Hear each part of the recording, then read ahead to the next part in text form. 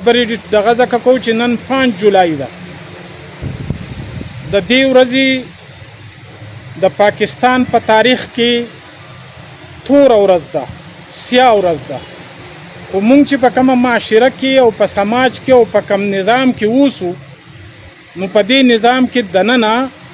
مونږ خلکو ته چې کم رښتیا وي هغه د خلکو نه هیروي، او چې کم دروغي چې کم چې دی نو پروپیګنډي هغه هایلایټ کوي. د نننۍ ورځ د 5 جولای 1977 باندې د دې ملک یو درکوله او یو د شیطان په شکل کې چې په ځان یې د مذهب صادرونه راچولیو، یو جنرال ضیاء الحق چې هغه د دې ملک د دې قام د دې وطن محبوب لیډر ذوالفقار علي بټو صاحب شهید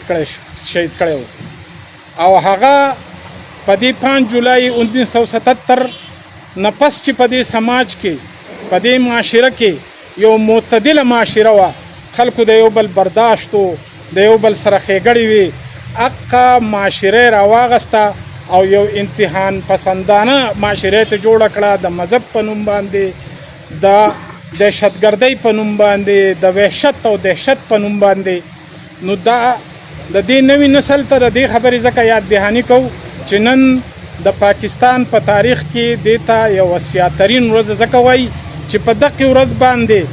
د پاکستان یو منتخب وزیر اعظم او د خلکو د زړه دړکنو د دې قام قایدو هغه په یو ناجایزه او په دغه طریقه باندې چې نو شهید کړی شو. د دې سره سره حالانکه دلته نور هم خلک تللی دي جیلونو ته، خو چې کله به هغه ته افر کېدو چې یاره ته به هر ملک ته لاړ شو، ټول اسلامي ملکونو هغه ته افر کړی د یاسر عرفات پورې، خو هغه به دا خبره کوله، د هغه په کتاب کې لیکلي ده، وسم موجود ده. هغه دا وایي چې زه د تاریخ د لاسه خپل مرګ